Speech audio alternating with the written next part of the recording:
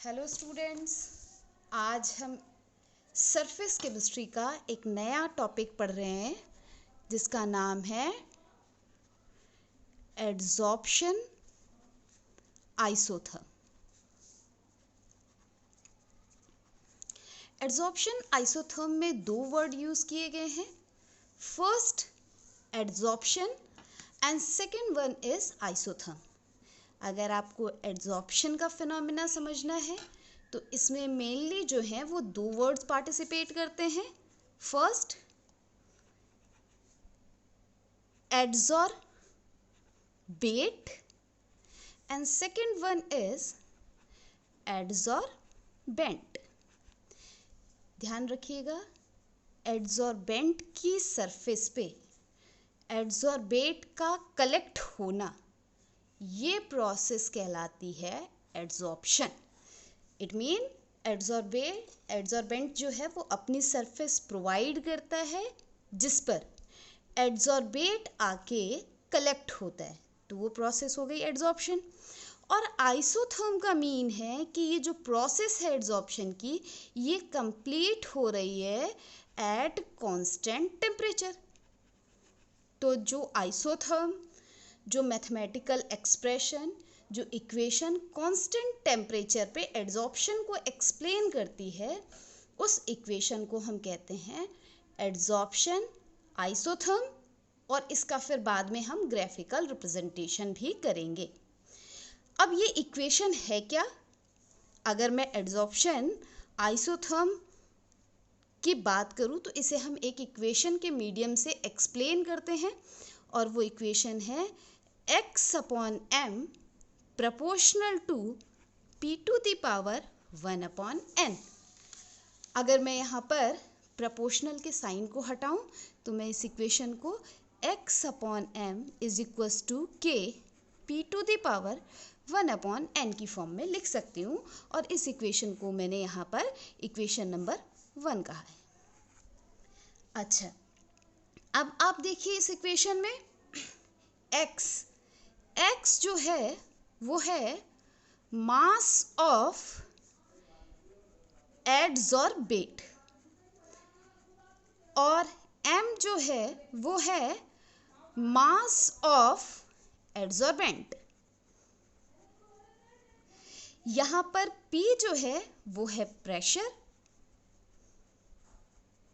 और इक्वेशन का मीन क्या हो गया कि x/m, इट मीन कि जो आपका एडजॉर्बेंट का एक डेफिनेट मास है उस पे एडजॉर्बेट का कितना मास कलेक्ट हो रहा है। अगर मैं प्रॉपर एक वर्ड यूज़ कर दूं कंप्लीट x/m के लिए, it is amount of adsorption, कि कितना एडजॉर्प्शन, कितना अमाउंट हो रहा है एडजॉर्प्शन की प्रोसेस में, वो डायरेक्टली डिपेंड करेगा प्रेशर की पावर 1/n पे। और n यहाँ पर एक लिमिटिंग फैक्टर है, लिमिटिंग फैक्टर है जिसकी वैल्यू 0 to 1 के मिड में लाई करेगी। अब इस बिहाफ पे हम इसका ग्राफिकल रिप्रेजेंटेशन कैसे करते हैं, नेक्स्ट हम ये देखते हैं। यहाँ पर हम 3 अलग अलग कंडीशन एज्यूम करते हैं। Condition first, if pressure is low. अगर प्रेशर लो है, प्रेशर कम है, तो इस कंडीशन में हम n की वैल्यू 1 लेंगे, और इस वैल्यू को इक्वेशन 1 में पुट करेंगे, तो इक्वेशन 1 हमारी क्या हो जाएगी, x/m = k p⁻1/1। सो x/m = kp, और x/m directly proportional to p।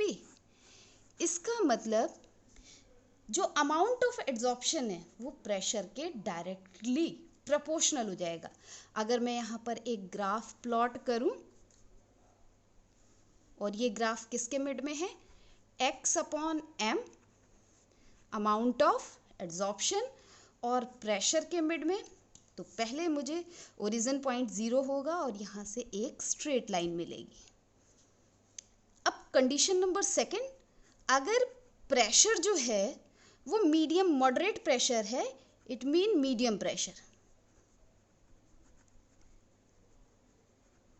Medium pressure की कंडीशन में n की वैल्यू 0 to 1 के मिड में लाई करेगी। सो इक्वेशन फर्स्ट में अगर वैल्यू पुट करूं तो x upon m proportional to p to the power 1 upon n हो जाएगा, क्योंकि यहाँ पर n की वैल्यू जो है वो 0 to 1 के मिड में लाई करेगी। तो इस बार p की वैल्यू चेंज आएगी और आपको कर्व में चेंज दिखाई देना शुरू। अभी तक क्या था, यहाँ पर स्ट्रेट लाइन आई थी क्योंकि p के डायरेक्टली प्रोपोर्शनल था। अब इस बार ये p के डायरेक्टली प्रोपोर्शनल नहीं है, p की पावर 1 अपॉन n के डायरेक्टली प्रोपोर्शनल है। तो जो अभी तक आपको स्ट्रेट लाइन मिल रहा था ये कब था, जब लो प्रेशर था। लेकिन जैसे ही प्रेशर मॉडरेट होने लगता है इसमें एक कर्व आ जाएगा। इसका मतलब हम ये नहीं कह सकते कि हर बार डायरेक्टली प्रोपोर्शनल होगा प्रेशर के और आपको स्ट्रेट लाइन मिलेगी और यहाँ पर आपको चेंज दिखाई देगा। ये कब होगा, eight medium pressure. Medium pressure. Condition number third, in case of high pressure, अगर प्रेशर की कंडीशन हाई है, उस कंडीशन में n की वैल्यू हमने इनफाइनाइट ली है और पुट करेंगे अगर फर्स्ट इक्वेशन में, so x upon m directly proportional to p to the power 1 upon infinite, और ये क्या हो जाएगा, x upon m is equals to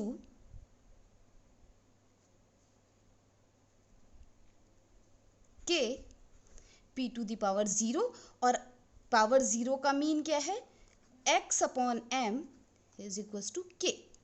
it mean इस कंडीशन में जब आप क्या करो, प्रेशर को हाई कर दो, डिवाइडेड बाय जब n की वैल्यू हम यहाँ पर क्या यूज़ करेंगे, इनफाइनाइट, जो यहाँ पर x अपॉन m होगा, x upon m is equals to k p to the power 1 upon infinite करेंगे तो वो चेंज हो जाएगा in form of x upon m k p to the power 0, और किसी भी चीज़ की पावर अगर आप 0 करोगे तो ये वैल्यू 1 हो जाएगी और आपको फाइनल इक्वेशन मिलेगी x upon m is equals to k।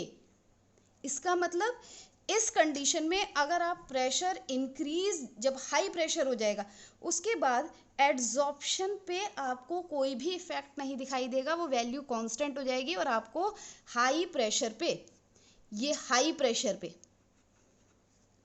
आपको स्ट्रेट लाइन कर्व मिलना बंद हो जाएगा और आपको स्ट्रेट लाइन। तो यहाँ पर 3 कंडीशन है।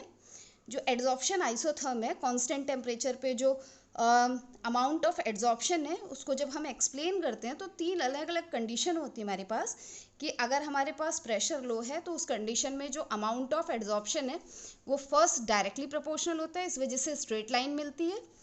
सेकेंड कंडीशन में मीडियम प्रेशर होता है, वहाँ पर जो अमाउंट ऑफ एड्जॉर्प्शन है x अपॉन m वो चेंज करता है p to the power 1 upon n पे, तो वहाँ पर आपको एक चेंज दिखाई देगा, स्लोप आना स्टार्ट हो जाएगा। और फाइनली हाई प्रेशर पे प्रेशर की पावर जैसे ही हम इनफाइनाइट करते हैं वो प्रेशर की पावर 0 की फॉर्म में आ जाता है और 0 होते ही वैल्यू 1 हो जाएगी। जो amount of adsorption x upon m k के इक्वल, और k क्या है, कांस्टेंट वैल्यू, इसका मतलब आपको एक स्ट्रेट लाइन मिलेगा। तो ये कंप्लीट जो है वो एड्जॉर्प्शन आइसोथर्म है। Thank you student.